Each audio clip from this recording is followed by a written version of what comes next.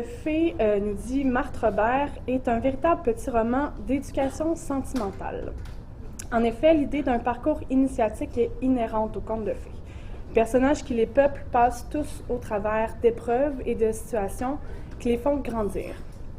C'est pourquoi le conte n'est jamais dépassé, puisque de tout temps, la famille, les sentiments, la quête amoureuse font partie de la vie humaine.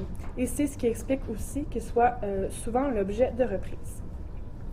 Les réécritures féminines et féministes contrastent avec les contes classiques qui véhiculent des valeurs généralement traditionnelles, voire sexistes, et sont ainsi d'autant plus signifiantes.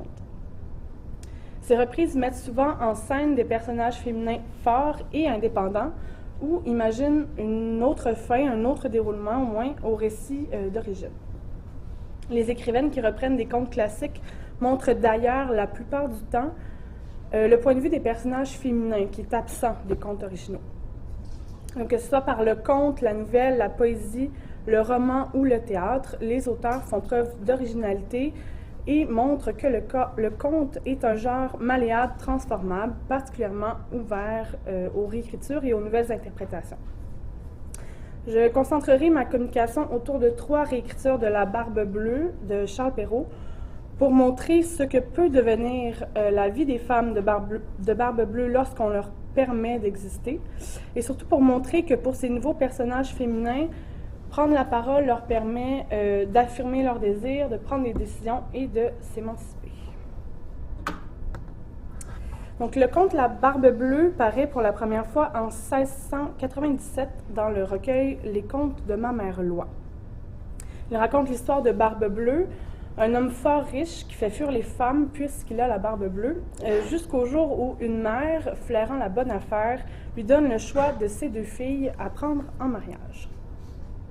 Il en épouse une et celle-ci s'installe dans sa nouvelle et grande maison, dans laquelle une pièce lui est interdite sous peine d'être sévèrement punie par son mari.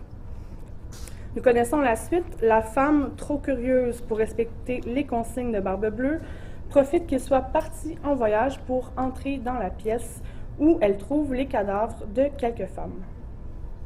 Effrayée par cette macabre découverte, elle laisse échapper la clé lui ayant servi à ouvrir la porte et celle-ci se tache de sang indélébile, marquant sa faute. Son mari revient plus tôt que prévu, constate que son épouse lui a désobéi et s'apprête à la tuer lorsque les 2 frères de la femme viennent la sauver in extremis. Le conte est repris maintes fois au fil des ans dans plusieurs formes artistiques, évidemment à l'écrit, mais aussi au cinéma, au théâtre, dans l'opéra et dans les arts visuels. Brigitte Lejouet soutient, je la cite, que c'est l'un des récits de Perrault les mieux connus universellement et de tous les contes, l'un des plus modernisés et hybridés. Fin de la citation.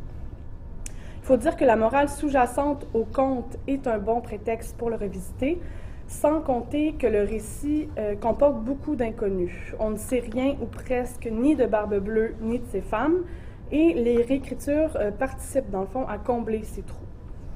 On ignore pourquoi Barbe bleue tue sa première femme, qui sont toutes ces femmes qui vont vers lui et pourquoi elle l'épouse. La violence de l'image des femmes tuées dans le cabinet interdit engage elle aussi évidemment à changer le récit. C'est donc pas un hasard si ces reprises-là sont nombreuses et que plusieurs d'entre elles mettent en scène le point de vue des femmes de ce célèbre meurtrier en leur donnant parfois la parole. De fait, si la femme de Barbe bleue parle dans une moindre mesure dans le conte, ce n'est pas le cas des autres femmes, celles qui ont été tuées et qui sont cachées dans la pièce secrète, et certaines réécritures permettent de les entendre. Comme premier exemple, je parlerai de Les Sangs d'Audrey ou l'Ennemi. Le roman présente sous des formes différentes, donc des lettres, journaux intimes, des réflexions, les écrits des épouses de Féléor Barthélemy Rue, analogue de Barbe bleue.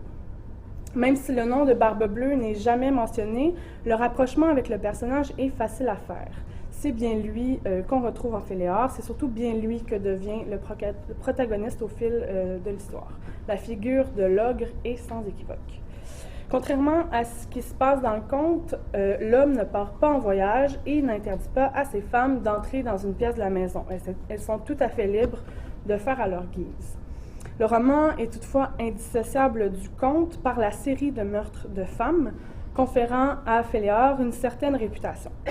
D'ailleurs, des extraits du conte sont inclus dans le carnet de l'une des femmes, Lotta Istvan, de sorte qu'aucun doute n'est possible quant à l'intertexte convoqué. Le roman donne la parole à 7 personnages féminins et comme le temps ne me permet pas de parler de toutes, je miserai davantage sur les personnages d'Abigaël et de Félie, respectivement 3e et 5e femme de Féléor. Ce qu'il faut savoir, c'est que l'homme commence à tuer ses femmes à partir d'Abigaël, qui lui offre le cadeau de sa vie à prendre quand il le voudra, et que Féléor donc prend un grand plaisir à voir ses femmes mourir, souvent lors de rapports sexuels. C'est Abigaël et elle seule qui propose à l'homme de la tuer, mais c'est ce qui va guider toutes les autres qui viendront par la suite. Donc ça va un peu devenir la norme, si on veut. Toutes, elles accepteront ou proposeront à leur mari de mourir de ses mains, ou encore elles iront vers lui pour cette raison précise. Les rumeurs vont bon train dans la cité et certaines sont attirées par l'homme sur qui elles courent. Féléor demande également à ces femmes, comme une partie de leur cadeau, de laisser derrière elles un carnet expliquant leur mort, leur désir de mourir, carnets qui seront légués de femme en femme. C'est dans ceux-ci donc qu'elles prennent la plume et qu'elles nous donnent accès à leur vision des choses, qu'elles expliquent leur choix. Leur écriture honnête montre des femmes libres et conscientes de ce qu'elles font. Ce qui n'est évidemment pas le cas dans le conte de Perrault où la femme est prise au piège. Elle ne sait pas qu'elle ira prendre place aux côtés des femmes déjà mortes dans le cabinet interdit. Les femmes chez Wilhelmy font aussi, pour la plupart, le choix conscient de mentir à leur mari. De fait, on comprend rapidement, en les lisant, que le mensonge fait partie de leur vie sous une forme ou sous une autre.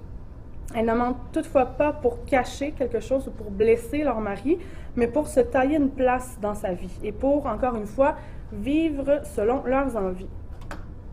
Félie, qui l'a épousé en sachant très bien qu'il tuait ses femmes, consent naturellement à être tuée quand elle aura décidé du moment opportun. Elle ne ment donc pas sur ses intentions de se faire tuer, elle est toujours consentante, mais elle ment sur ce qui précède sa mort, comme pour se jouer de Féléor, pour s'assurer d'avoir toujours le dernier mot. Donc, au lieu d'écrire, elle dessine des rouages dans son carnet, et elle se plaît aussi à faire croire à Féléor que le moment tant entendu de sa mort approche.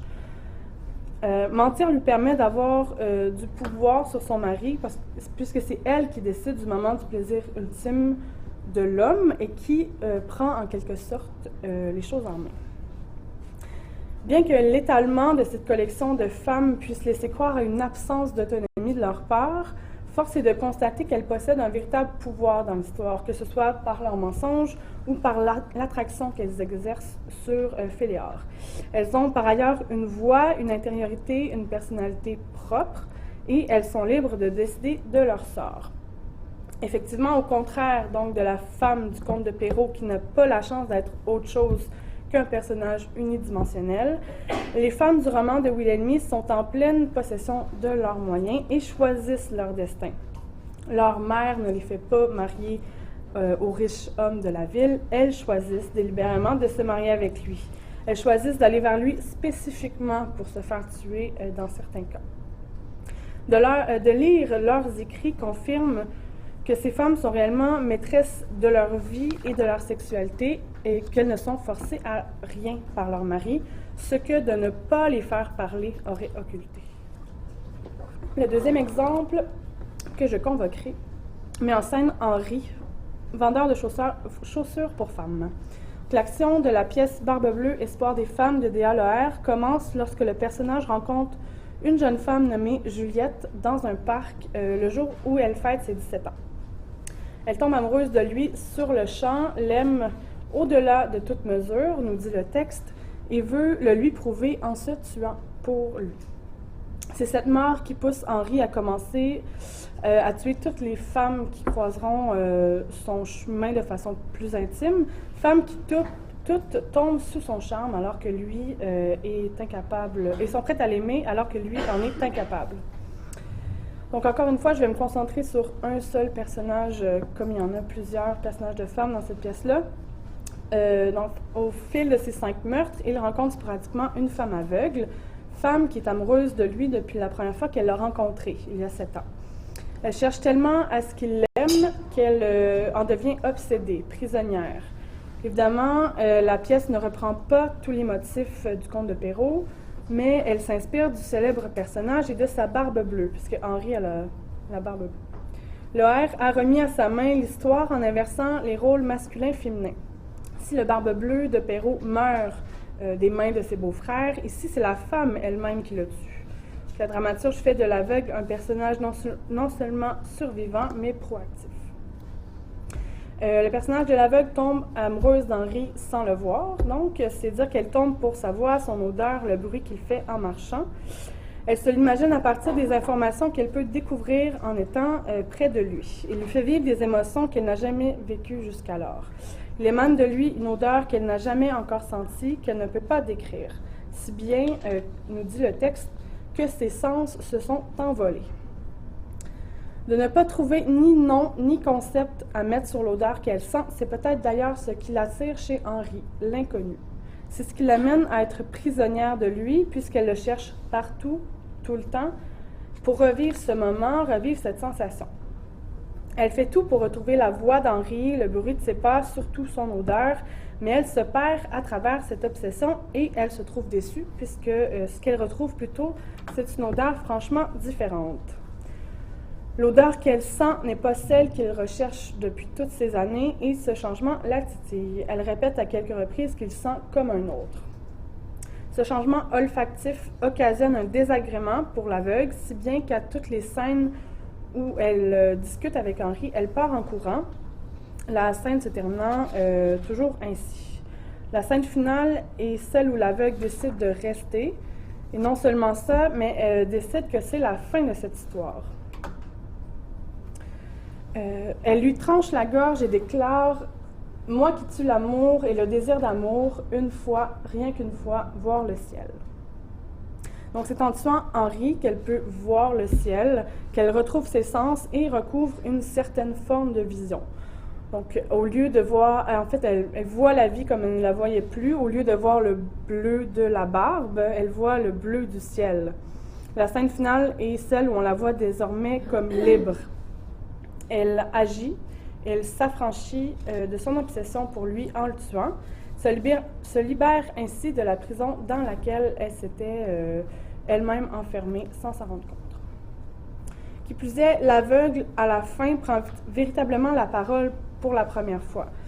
En fait, elle ne se contente pas de poser des questions à Henri et d'attendre des réponses. Elle dit finalement ce qu'elle pense. Elle parle pour elle. Nous voyons bien ici la notion d'agentivité à l'œuvre, donc une notion philosophique souvent reprise dans les études féministes. Elle affirme la capacité pour les femmes de faire des choix individuels et celle d'agir selon leur propre gré. Dans la fiction, le concept permet de montrer comment un personnage prend ses propres décisions, prend la parole pour dénoncer ou pour dire quelque chose qui la concerne directement. Dans la pièce de Loher, l'aveugle parle et agit en conséquence et dans son intérêt, mais aussi dans celui de toutes les femmes mortes ou victimes potentielles du meurtrier. C'est après avoir parlé de sa propre voix, agit de ses propres moyens, qu'elle retrouve ses sens et qu'elle se libère de l'emprise qu'avait Henri sur elle. Finalement, le troisième et dernier exemple sera celui de la petite pièce en haut de l'escalier de Carole Fréchette. Cette pièce de théâtre raconte l'histoire de Grâce et d'Henri, un autre, nouvellement mariés. Grâce est la 4e femme d'Henri, mais contrairement à ce qui se passe dans le conte de référence, il n'est pas question ici de femmes mortes ou assassinées. Henri nous dit qu'il a simplement arrêté de les aimer. Le lien avec le conte est toutefois établi dès le début de la pièce, puisque la maison comporte une pièce interdite à l'épouse. Et lorsque Grâce questionne son mari sur la pièce secrète pour la première fois, il répond en s'inspirant du conte « Elle est pleine des corps de mes ex que j'ai assassinés », dit-il. La majeure partie de la pièce se concentre donc sur le projet de Grâce d'entrer dans le lieu interdit, sur ce qu'elle voit et sur les mensonges qu'elle raconte pour éviter qu'Henri et les autres sachent qu'elle est entrée et qu'elle y retournera. Les 3 répétitions dès le tout début de la pièce du syntagme « Dans la tête de Grâce, il y a » nous permettent de postuler que Grace est en quelque sorte la narratrice de la pièce. C'est à travers elle et ses souvenirs qu'on a accès à l'histoire. Donc la fable est racontée par l'intermédiaire de Grace. Nous sommes dans sa tête, nous vivons l'action de la pièce à partir de sa perspective à elle.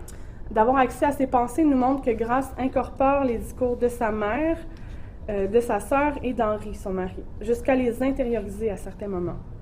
Plusieurs exemples de la pièce montrent que Grace reprend les paroles des autres, les absorbe et les répète comme si elles lui appartenaient.